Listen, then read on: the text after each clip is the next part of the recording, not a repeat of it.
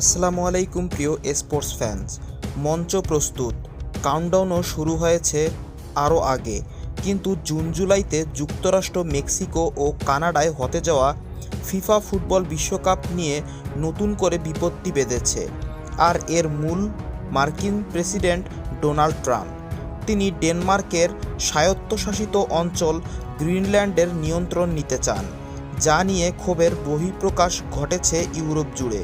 এর রেশ ধরে সেখানকার দেশগুলো বিশ্বকাপ বয়কট করতে পারে বলে গুঞ্জন উঠেছে।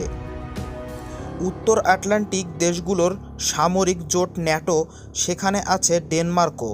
তাদের স্বায়ত্তশাসিত অঞ্চল গ্রিনল্যান্ডের নিরাপত্তায় বিঘ্ন ঘটলে ন্যাটোর উপরও প্রভাব পড়ার সম্ভাবনা রয়েছে। ডেনমার্ক আবার যুক্তরাষ্ট্রের মিত্ররাষ্ট্র, কিন্তু গ্রিনল্যান্ড নিয়ে সম্প্রতি দুই দেশের মাঝে দূরত্ব সৃষ্টি হয়েছে। ইউরোপের এই ভূখণ্ডে ট্রাম্পের নজর পড়ার বিষয়টি ভালোভাবে নিচ্ছে না অনেকেই। ফ্রান্সের বামপন্থী আইন প্রণেতা এরিক কুয়েরেল বলেছেন, এটাই ফ্রান্সের বিশ্বকাপ বয়কটের সুযোগ করে দিয়েছে এবং বিষয়টি বিবেচনায় নেওয়া উচিত। সামাজিক মাধ্যমে এরিক কুয়েরেল লিখেছেন, আমরা কি কল্পনা করতে পারছি যে এমন একটি দেশে ফুটবল বিশ্বকাপ খেলতে যাব যারা আমাদের প্রতিবেশীদের উপর আধিপত্য দেখাতে চায়, গ্রিনল্যান্ড দখলের হুমকি দিচ্ছে, আন্তর্জাতিক আইনকে বুড়ো আঙুল দেখিয়ে জাতিসংঘকে অচল করে দিতে চায়। এই প্রশ্নটা গুরুতর হয়ে উঠেছে, বিশেষত এখনও ইভেন্টটি অর্থাৎ বিশ্বকাপ মেক্সিকো ও কানাডায় সরিয়ে নেওয়া যায়। তার এই বক্তব্যের প্রেক্ষিতে দুবারের বিশ্বকাপজয়ী ফরাসিরা বিশ্বকাপ বয়কট করতে পারে বলে আলোচনা শুরু হয়। তবে এমন সম্ভাবনা নাকচ করে দিয়েছেন ফ্রান্সের ক্রীড়ামন্ত্রী মারিনা ফেরারি।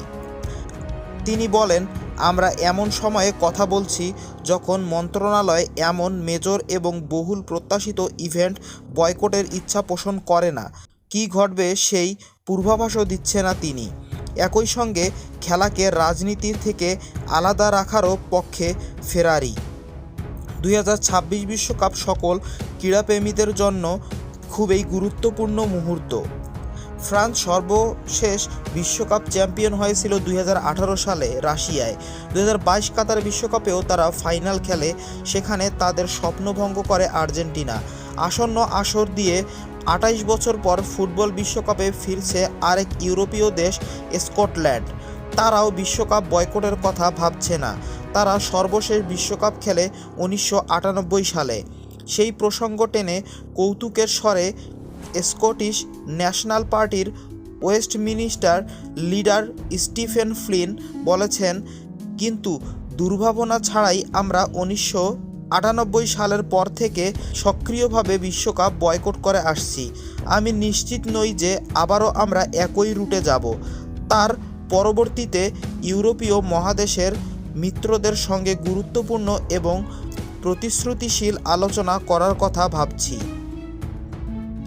গত মঙ্গলবার home nation England, Northern Ireland, Scotland ও ওয়েলস এমপিদের একটি অংশ বিশ্বকাপ বয়কটের দাবি তোলে। ইতিমধ্যে সেখান থেকে ইংল্যান্ড ও স্কটল্যান্ড বিশ্বকাপে খেলা নিশ্চিত করেছে এবং প্লে অফে উত্তীর্ণ হওয়ার মধ্যে দিয়ে ওয়েলস ও আয়ারল্যান্ডসও সেই প্রত্যাশা আছে। প্রসঙ্গ, সম্প্রতি মার্কিন প্রেসিডেন্ট ট্রাম্প জানিয়েছেন, গ্রিনল্যান্ড দখলে তাকে বাধা দেওয়ায় আগামী 1 ফেব্রুয়ারি থেকে যুক্তরাষ্ট্র, Denmark, Norway, Sweden, France, Germany, Netherlands এবং ফিনল্যান্ডের পণ্য যুক্তরাষ্ট্রে প্রবেশে 10% শুল্ক দিতে হবে। যদি জুনের মধ্যে গ্রিনল্যান্ড যুক্তরাষ্ট্রের কাছে বিক্রি না করা হয়, তাহলে এই শুল্ক বেড়ে 25% দাঁড়াবে বলেও হুমকি দিয়েছেন তিনি।